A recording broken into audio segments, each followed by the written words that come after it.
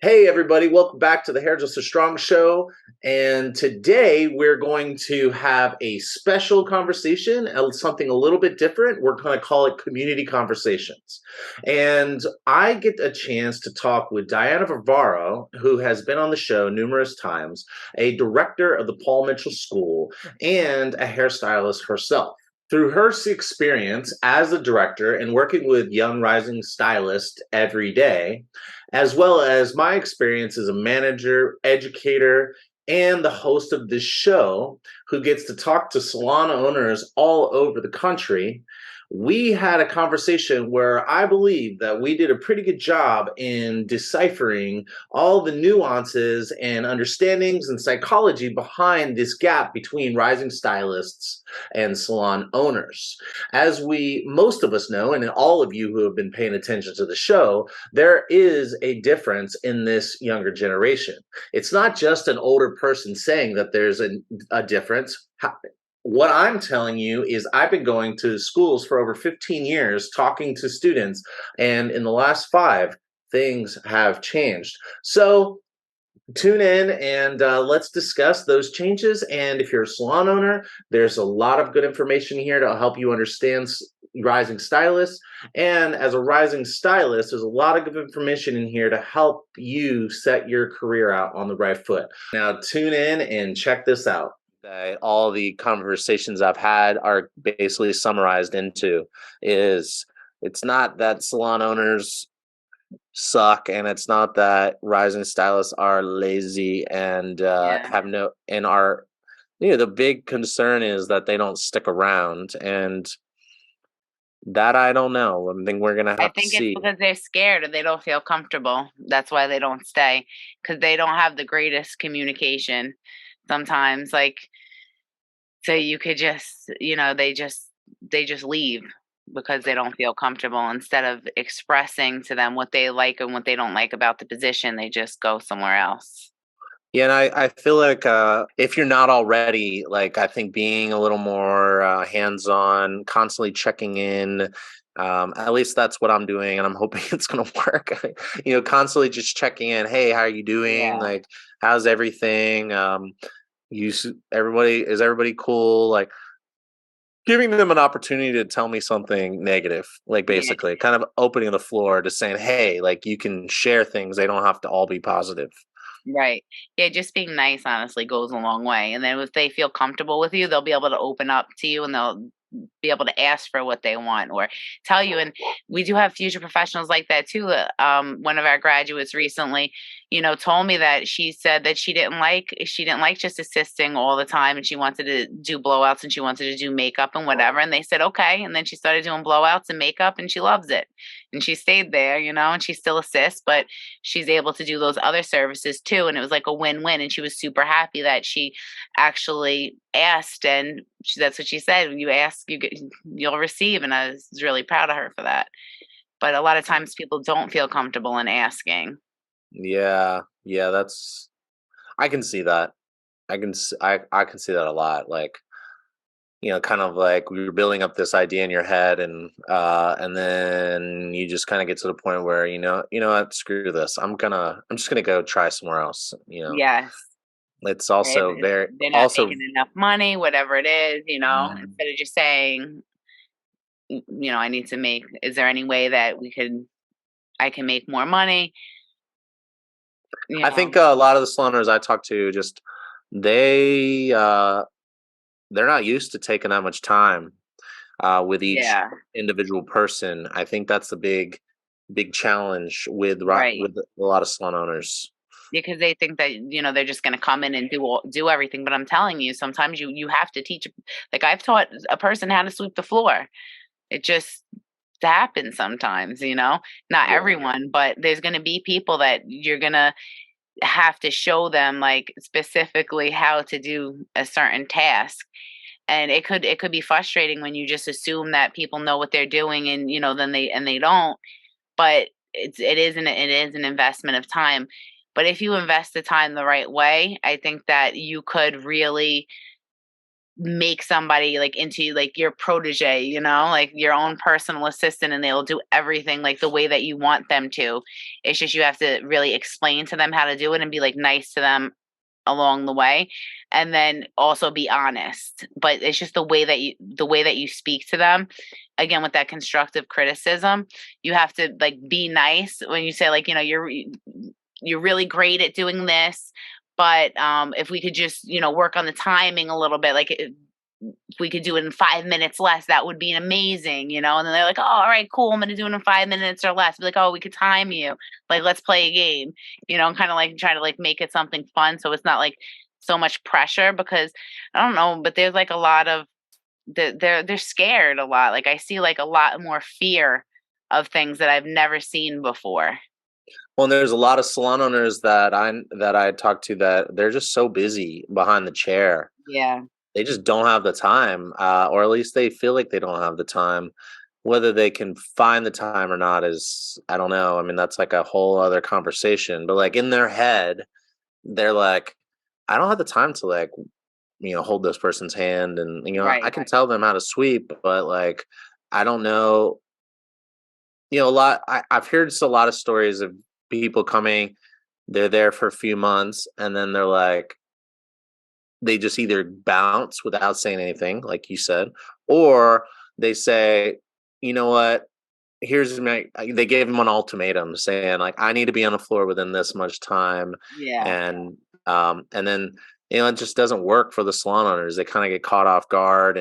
But I also think that the salon owners, it's hard for them to hear a message that they are kind of complacent with their own business. I mean, if you tell a business salon owner that, they're not going to want to listen to you, because they have this great opportunity and they took all this risk, and they built this brand, and Yeah. why are these people so ungrateful? But the reality is they're not necessarily changing their practices. You kind of they got to get used to it. Otherwise, they are going to keep on going through people, because it's going to, or it takes a really long time to just find somebody that's going to just be the right fit. So you're going to go through a big turnover until you find that one amazing person, if you're not willing to put in the extra work.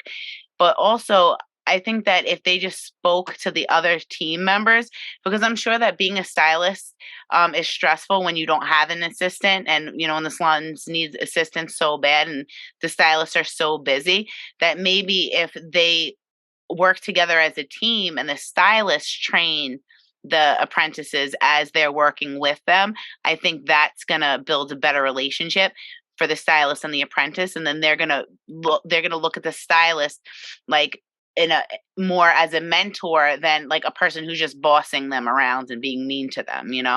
I also see a lot of salon owners that I talk to, they haven't taken the time to break down what their expectations are onto paper. And some have even said that they don't want to break it down on paper because they tailor their education to the person, so it's like impossible to put it down on paper. And I wonder, like, they don't want to necessarily commoditize their education. They don't want to say, hey, do these 3 haircuts on these 3 textures, and that's 9 haircuts total, and then you can start cutting hair. They don't want to do that. They want to work with the person until they're ready. So, and some of them have had a lot of success, even with the younger generation. But they haven't necessarily mapped out their course. But because take so much time to like work with them on a regular basis, the person, they feel supported and they stick around, and they can have those conversations like, when am I getting on the floor? Like, it never, that's already built in. It's like, hey, definitely, this technique, we definitely need to see you be able to master this for the floor or something. I don't know. Right, I right. just think that there's not enough time to sit down and like document and really understand how to talk about what their expectation is to transition onto the floor. And I think that's a big, big problem that I don't know. I don't think there's any real any way to around it personally, except for changing your system. Yeah, they Just- really should have a system. because that's what helps. And to be honest with you, a lot of the salons that have those systems built in, like they have education every single Monday, and you have to come, like you have to be there, and they actually have the most, like they retain the most staff. Like we've had future professionals working in the same salon for almost the same time I've been working at the school, and those are the salons that have education every Monday, and they have a training system, and they make good money there, and they constantly learning, and they don't ever want to leave. So I think Yeah. that you just gotta work on the salon's reputation as well, like being that type of salon that everybody wants to work at, having happy employees that love their job. Like you said, like posting on Instagram behind the scenes, and they see people, having fun. They're like, oh, I want to go and work there, and, do what they do. That could Yeah. also help. Yeah. It's you got to add some things to your list of things to do. Like you can't run business the same way forever. And Yeah. like that's kind of what I meant when I said that I think it's just more expensive. Like I think cost of business is going up because you have to take so much more time with the newer generation, and I don't think anything wrong with that. I think that's just kind of like what I'm seeing, like the cost or a greater investment or however you want to word it. That's definitely what I see. I definitely see these that's what I just think that you're just gonna have to get over it or you're going to be blockbuster. That's kind of Yeah. how I Exactly. always You that's have how to. I think of it. You have to change with the times. Yeah, I and like if mean, and you could adopt like technology and automation to help you lower your costs if you need to spend more money or spend less time behind the chair or whatever it is that you need to do in order to make sure to provide your future, the future mhm. of your business with the tools that they need. And I think all this is really good. You want me to Okay, just like well, tell you real quick everything yeah, that they said, and they, like, in case you want to use it with other people? So I yeah. asked them like everything that they were looking for. So they said more education, structured training systems, shorter assistant program, having stylists willing to teach them in the moment, having patience with assistants as they learn, offering them hands-on experience. Then we have the entrepreneurs, and they want to have their own brand and identity and don't want to work at all for anybody else. Um, they want to work on their confidence, to be able to receive compliments, like to, again, just like be nice to them. Constructive criticism, having mutual respect and value of each other, removal of hostility from the workplace, more help from the existing stylists in the salon, also allowing them to specialize in one area, because now sometimes they only want to do one thing, like I just want to do color and that's it, like just balayage and extensions for me. They wanted to have a work-life balance, structured schedule, a place where that they could looking for growth, um, client rotation to build a book, being able to assist multiple stylists to learn different ways. Reasons that they would leave a job is no opportunity for growth, personal conflicts with staff and management, a low commission rate, no education, and just like life changes. And things that they want was the benefits, schedule flexibility, the atmosphere, commission, room for growth and education. Those are like the major things.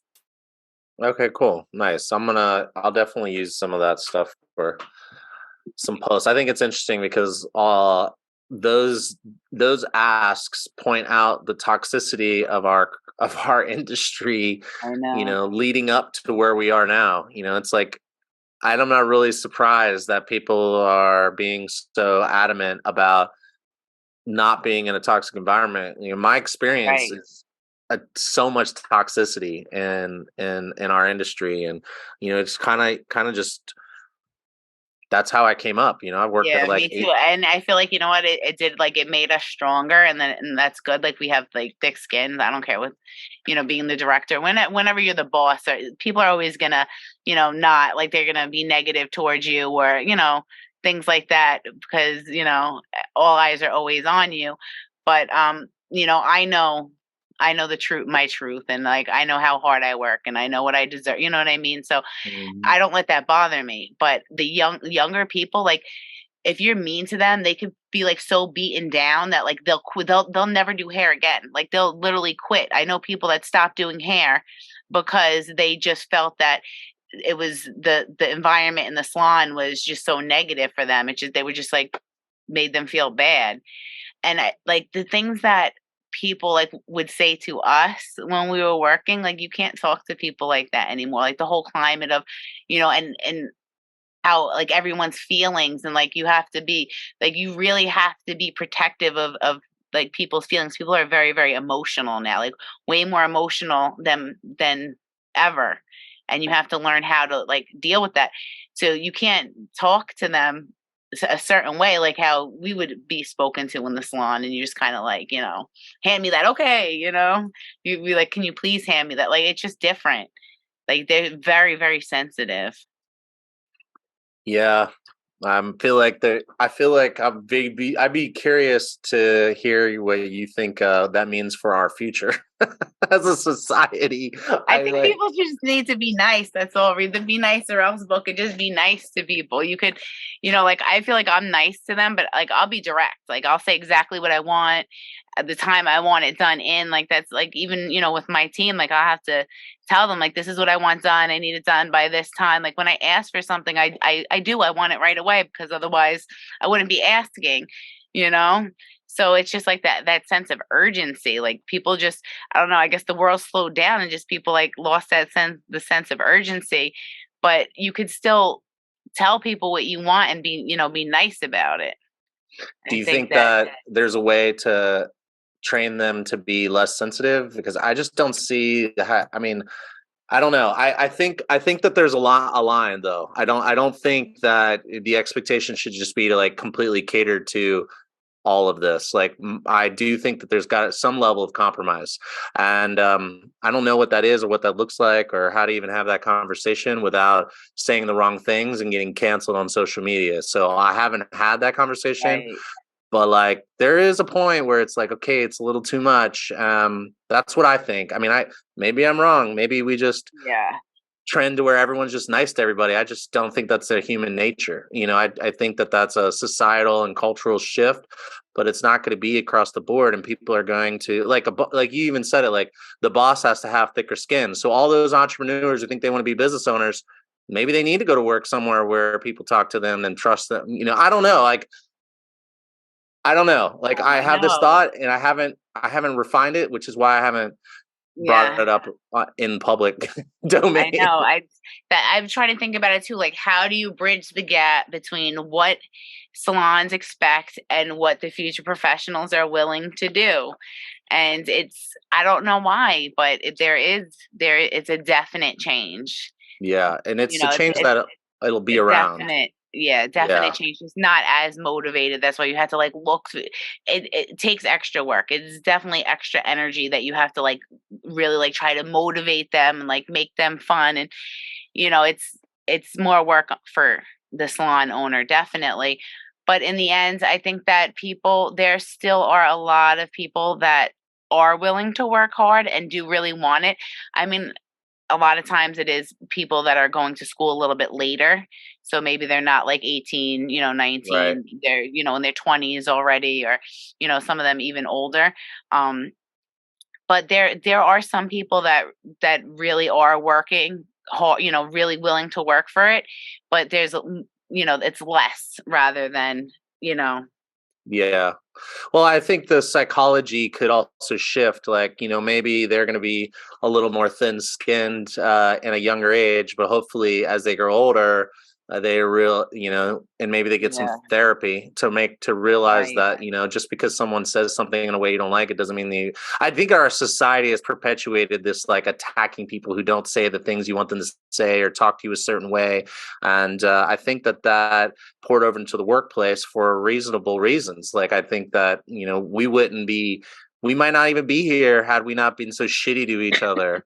You Yeah. know, and I also think that like there's a pendulum swings where if you want to see change, sometimes you got to push things so far that people end up getting sick of it and then when that pendulum comes back, it doesn't ever go back to the way it was. I feel like that's what these young people are doing, and I think they're saying all across the board, enough is enough. We're not going to put up with this. We want to be paid, and that's really hard for a business owner to swallow, because they're thinking about their bottom line, they're thinking about their numbers. They're like, I don't have the room, the time, or the money to do this. But the reality is, they don't have a choice.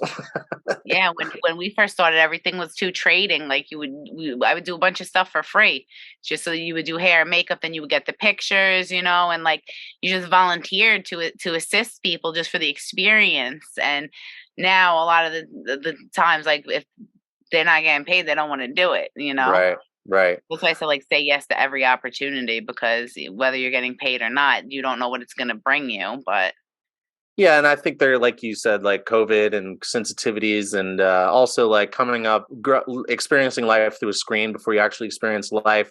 I think it's just a lot of, you don't know what you don't know. So I don't think that there's anything's wrong with it. I think, be nice and go and talk to these people and educate them on what they don't know. And I yeah, think that could be the solution yeah. to all the problems that I'm hearing.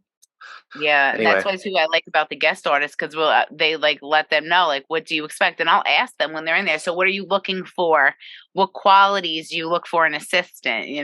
Someone who's right. going to come to work on time, someone who's career and self motivated, things like that. So I think, yeah, we just have to like keep educating them on, what it takes, and letting them know like, some things are unrealistic and other things are realistic, but it takes time. It takes time to get there. The stuff doesn't I happen overnight. I keep doing this, but I'm gonna one more thing. So I'm running this thing called No Filter Workshop, which is a traveling workshop that goes around different salons, and people send their apprentices to me, and I invite students. Students won't really come. My experience is students don't do anything outside of school. That's been my personal experience. They don't come to any classes, any workshops, any events. Zero. Really. But no, none. I You know haven't why? seen any. The teachers are probably not pushing it. Like when like we just went to a cutting class, but I'll go to everything. You know what I mean? And then Yeah, me I'll too. I'll get like at least one person on the team excited, or a couple people, and then when you're like, oh, you're gonna come with us, like even though they're not driving with us, but we're like, oh, we're gonna be there, and then I feel like they're more inclined. They're more inclined Yeah, to it's show like up. only if they're getting hours has been my experience. If Yeah. they're not getting hours, then they're like, I'm just going to focus on school. And it's like, okay. So All right, awesome. Well, I'm sure we could talk forever. I'm gonna probably. let you go and get off the phone off this, but I'll talk to you soon. Okay. All right. Thank you. It's always a pleasure.